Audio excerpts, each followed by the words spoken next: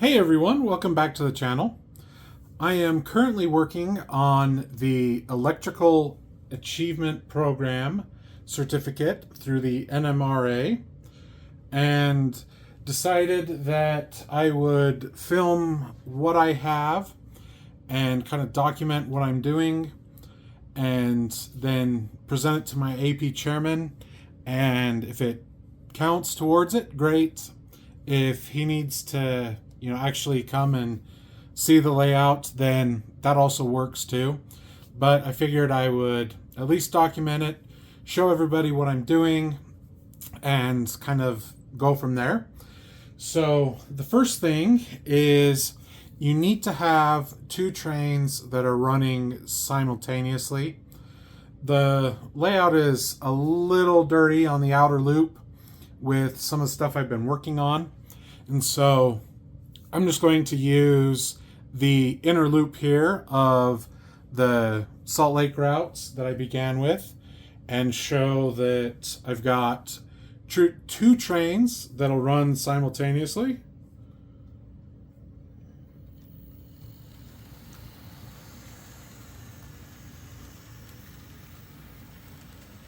Hopefully I have the crossover flipped right.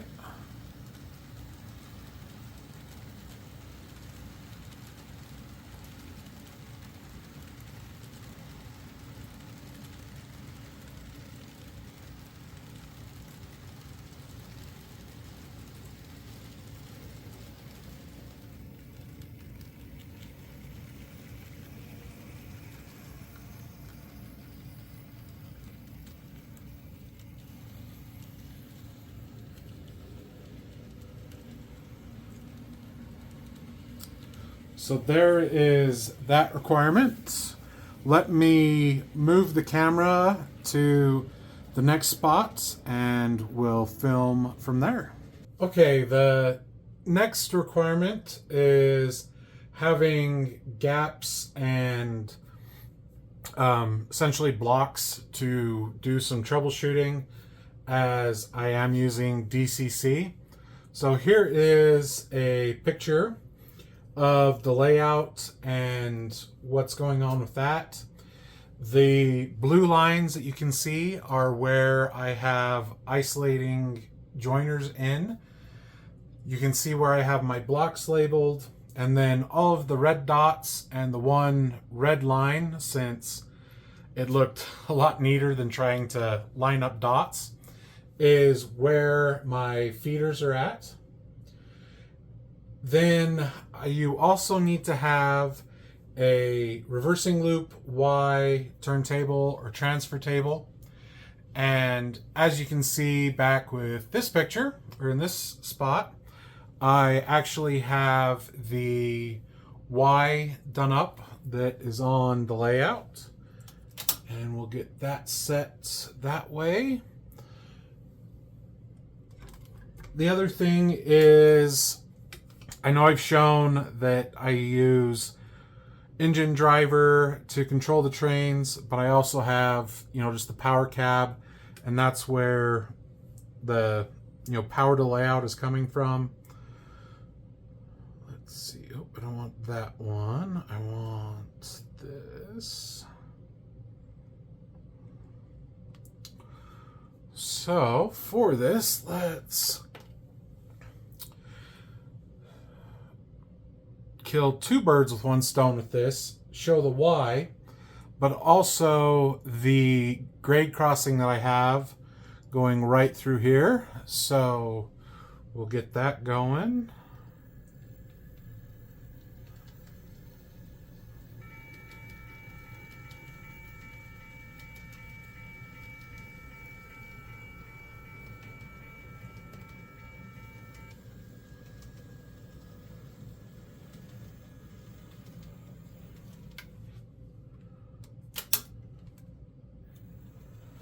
And this is the portion of the Y that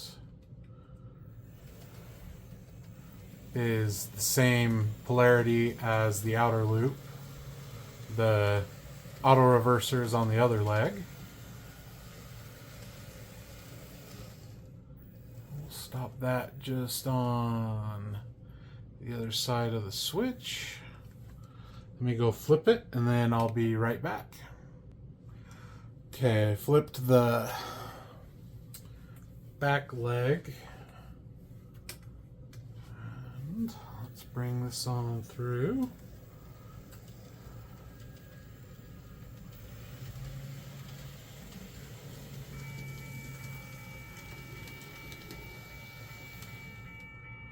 So there is the Y. And we'll come back with the crossing gate in just a little bit, or the grade crossing.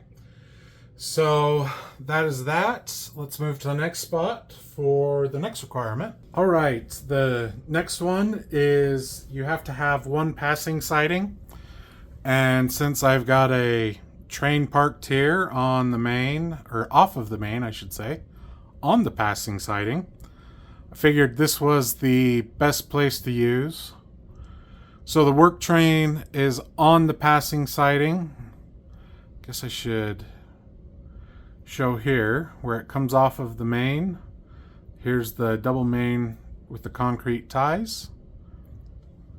And it goes down all the way to the other side of the container yard down there. And so here's the passing siding. Next is a facility where you can store 2 motive power units that you can disconnect and kill the power to those switches, or switch, whichever you have. I was told that this would count, having one track with 2 engines on it. This track is my locomotive storage for the yard that's over here. And just to show that the 2 of them both have power, is I've got both engines queued up here, and we'll just turn them on. There's 1, there's 2.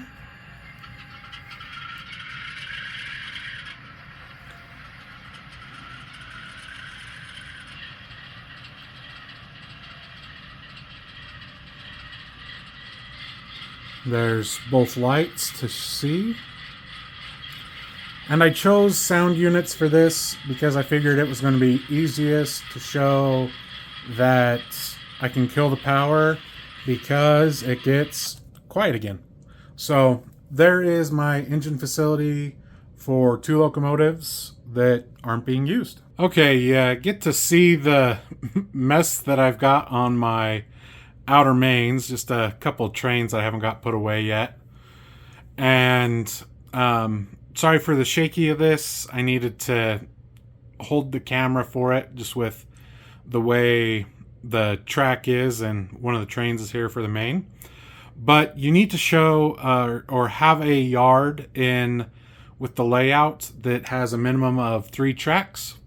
And so here is one of my yards, and as you can see, it's got 1, 2, 3, 4 tracks to it.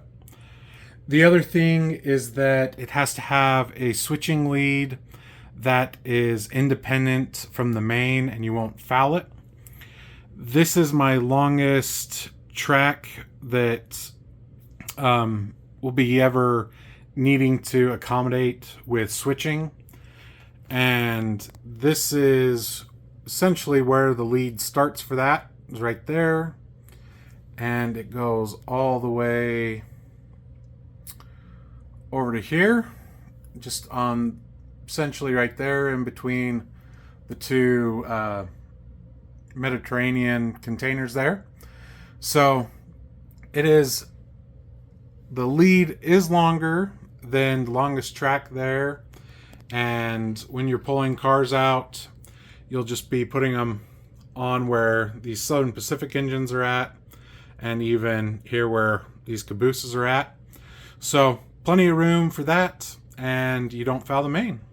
All right, to just demonstrate and show, here is the switch, or a switch that's thrown, and I'm going to bring this locomotive over, and we're going to throw the power cab screen right there.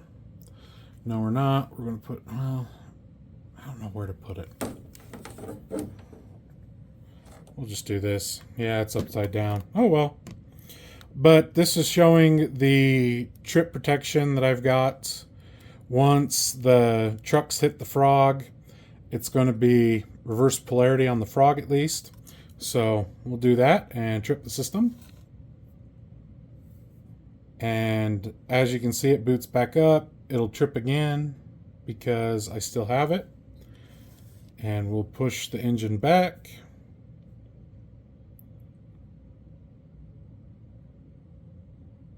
And there you go. So that's the circuit breaker protection that I have currently. Okay, you then need to show 3 sections of track that are a little different. In this case, I did a crossing, a double crossover, and then a switch. The first thing that I'm going to show is the crossing. You can see it here in the background. What I've done is wired it on this side and it's feeding the power from there. I'll throw up a picture of how it's wired, at least underneath, and where the isolation points are and how it stops things from tripping. And to demonstrate that it's working, I've got these 2 locomotives over here, and we'll run them through the crossing. We'll start with the BN unit.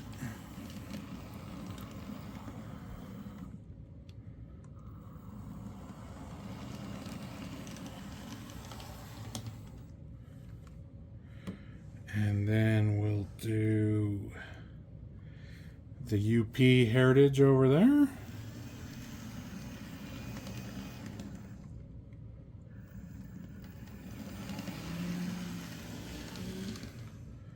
So there's the crossing.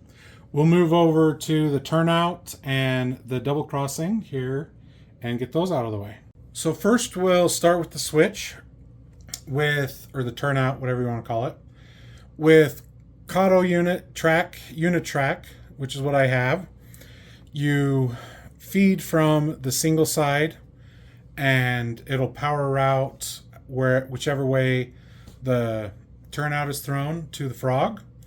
So I'll show those pictures there showing the straight and then the diverging route. And we'll start with the diverging route since I have this locomotive that's right there ready to go. We'll throw it. There it goes through. And then we'll rotate the camera just a little bit. Here is the double crossover. Just like with the turnout, you need to feed the individual routes. So each 4 spots have power going to it. On this one, it's kind of weird with just the way that it's done up because of the track plan, but each side has a feeder to it. It is isolated here in the middle. If I get my hand out of the way, right here. As you'll see in the picture, here is the straight routes and then the diverging routes and how it's wired up inside of the double crossover. So we'll run the locomotive through straight right there. We'll just do some preemptive switching, letting it go through that one, go through the straight there, and then that route. You'll need to forgive me for the free camming of this, but it's really the only way to do what I need to do. But here's my grade crossing with the 2 crossbucks. And what I have is the 3 infrared sensors in the track, as you can see here. I will admit that when I put that one in, I messed up and had to do some creativeness with the track there. Wasn't too happy, but it ended up working. So what I've got is if a train or something is over the sensor, it trips and does the crossbuck and the lights. You can hear the sound with it. What I've got is an Arduino. Come on, where's my finger? An Arduino controlling everything. The LEDs and the IR sensor goes to the Arduino. And then I have this sound module here that is wired up to the Arduino as well, so that when there is a signal from it to there, from the IR sensor, it trips the bell. So that we did that one. We'll just show that each one works. I have it set for 8 seconds and then it stops. I figured that was enough time for the train going through that it would signal it beforehand, and then after it was done. Oops, I didn't show that was that one. So let's let it end and we'll cover that other one again. There you go. So that is the grade crossing. Okay, so this is a little messy here, but it'll work and do what we need to do. The next thing is a computer to railroad interface. And as you can see, I have NMRA running on this laptop. And here's the USB cable that is running to the NCE USB interface there. And the cable that is running to the power cab. I also have it that I can control the trains with engine driver on some Amazon Fire tablets or anything that is there, and goes through the Wi-Fi router here to the computer and then to the layout. So that is the computer to layout interface. All right, the last thing to show is a command controlled receiver, or putting in a DCC decoder into a locomotive. And I've already put one in this engine that's part of the 7 stars in Kyushu set that I have. And I will just use some of the video from that, since I've already filmed it and shown the locomotive torn apart, the decoder working in it, going back and forth with the lights, and then then buttoned back up and running. So we'll throw that in now and show some of that footage.